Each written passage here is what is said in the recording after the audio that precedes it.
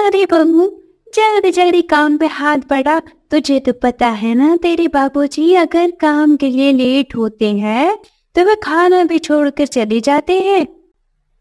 अरे हाँ माँ जी, मुझे सब कुछ पता है। आप चिंता मत करो, उनके निकलने से पहले ही मैं पूरा टिफिन पैक करके उन्हें दे दूंगी। हेमा और अंशिका दोनों रसोई में अपने पतियों के लिए खाना बना रही होती हैं। तभी दुर्गेश और राहुल दोनों नाश्ते की टेबल पर आकर नाश्ता का इंतजार करने लगते हैं। अरे जल्दी जल्दी ले आओ, ऑफिस के लिए देरी हो रही है।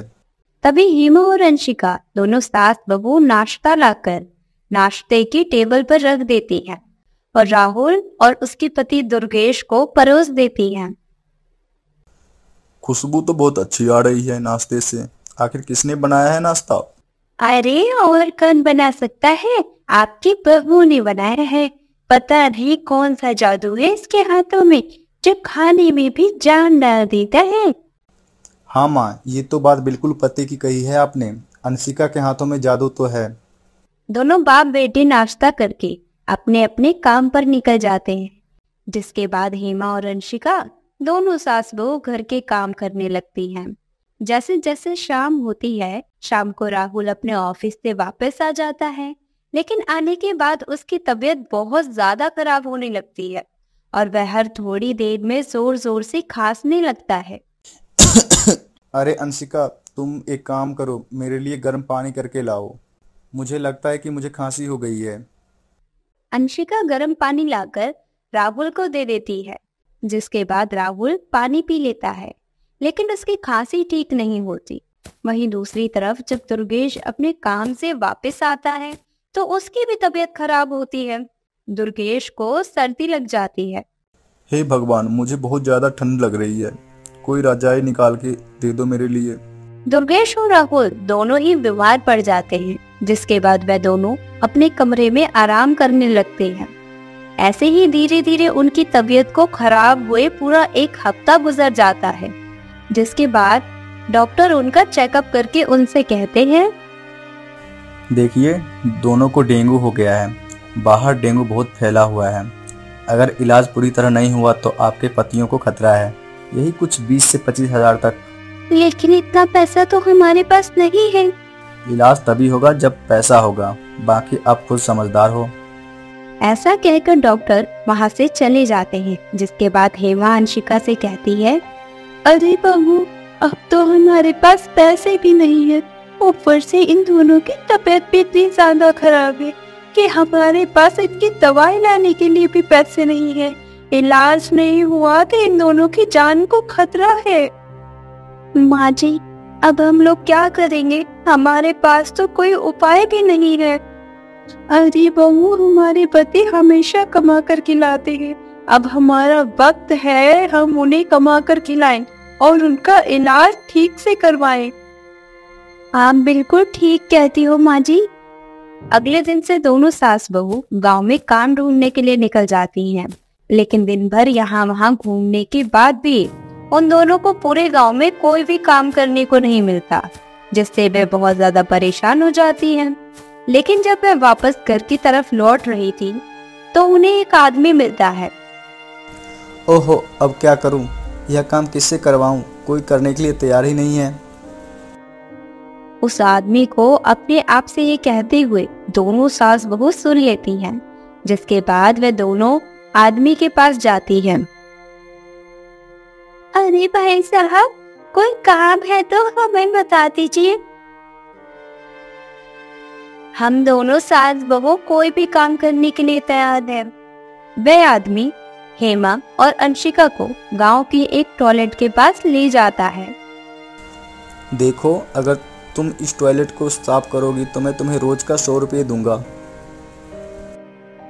हे भगवान, इतना गंदा काम, ची ची ची ची, इतना गंदा काम मैं नहीं करूंगी। हेमा ऐसा कहती है कि अंशिका टॉयलेट जाकर साफ करने लगती है। उसे टॉयलेट साफ करते हुए हेमा उससे कहती है, अरे बहू, इतना गंदा काम करने की कोई जरूरत नहीं है। मेरा पति बीमार है और मेरे ससुर जी भी। माँ जी, मुझे ये काम करने में कोई आपत्ति नहीं है।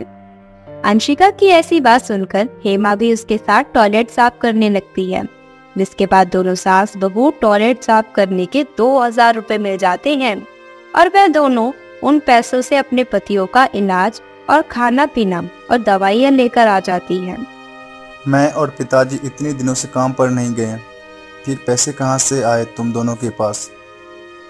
दरअसल माँ जी ने और मैंने काम करना शुरू कर दिया है और हमारी भी नौकरी बहुत आरामदायक है। हमें तो बिल्कुल भी मेहनत नहीं करनी पड़ती, एकदम साफ सुथरा काम है। अरे जब तक तुम दोनों ठीक नहीं हो जाते, हम दोनों कमाकर तुम्हारा इलाज करवाएंगे और तुम ठीक हो जाओगी तो तुम दोनों मिलकर दोबारा से कमाना शुरू कर देना। दोनों सास बहू अपने पतियों से झूठ बोल देती हैं, जिसके बाद ऐसे ही कई दिन बीत जाते हैं। अब धीरे धीरे राहुल और दुर्गेश की तबीयत ठीक होने लगती है। एक दिन दुर्गेश और राहुल दोनों आपस में बात करने लगते हैं। अरे बेटा, अब हमारी तबीयत बिल्कुल ठीक हो गई है, क्यों ना अब हम अपने लिए काम ढूंढ ले। आप बिल्कुल सही कहते हो माँ, और अंशिका भी हमारे लिए इतनी मेहनत कर रही है, अब हम उन्हें और मेहनत करने नहीं देंगे। राहुल और दुर्गेश दोनों ही काम ढूंढने के लिए निकल पड़ते हैं। कुछ ही दूर पर चलने के बाद उन दोनों को एक टॉयलेट नजर आता है, जिसमें हेमा और अंशिका दोनों काम कर रही होती है। उन दोनों को टॉयलेट साफ करते हुए देख राहुल और दुर्गेश को बहुत गुस्सा आता है। हे भगवान, यह सब क्या देख रहा हूँ मैं? मुझे तो अपनी आंखों पर यकीन ही नहीं आता। राहुल और दुर्गेश दोनों बहुत ज्यादा गुस्सा हो जाते, जिसके बाद वे दोनों के पास जाकर उनसे कहते हैं, तो यह था तुम्हारा आदरमय काम और बिल्कुल साफ सुथरा। अरे हमारी दवाइयाँ खरीदने के चक्कर में तुमने इतनी मेहनत की और ऐसा गंदा काम किया। कोई काम छोटा बड़ा नहीं होता, यह हमारी सोच होती है। लेकिन आज के बाद से तुम दोनों को ऐसा काम करने की कोई जरूरत नहीं है। अब हम दोनों अपने आप कमा सकते हैं। उस दिन के बाद से दुर्गेश राहुल दोनों ही काम करना शुरू कर देते हैं। लेकिन एक दिन अंशिका और हेमा दुर्गेश और राहुल से कहती है, दरअसल हम दोनों ने कुछ सोचा है। हम दोनों सोच रहे थे क्यों ना हम भी अपना खुद का एक टॉयलेट बनवाएं। गांव में एक ही टॉयलेट है और उसके अंदर जाने के लिए लोगों को 5 रुपए देने पड़ते हैं, लेकिन हम अपने टॉयलेट में लोगों को 2 रुपए में ही आने देंगे। इससे हमारी कमाई भी हो जाएगी और टॉयलेट साफ करने के लिए एक जमादार भी रख लेंगे। राहुल और दुर्गेश को हेमा और अंशिका का आइडिया बुरा नहीं लगता, जिसके बाद वे दोनों अपने सेविंग्स के पैसों में से गांव में एक टॉयलेट बनवा लेते हैं। देखते ही देखते गांव के सभी लोग हेमा और अंशिका के टॉयलेट में आने लगते हैं, जिसके बाद उनकी अच्छी खासी कमाई होना शुरू हो जाती है। अब वे अपना कमाकर अपने पतियों का साथ भी देती है और उनके साथ खुशी खुशी रहने भी लगती है। तो दोस्तों, आपको हमारी ये कहानी कैसी लगी हमें कमेंट करके जरूर बताएं। चैनल को सब्सक्राइब करना ना भूलें।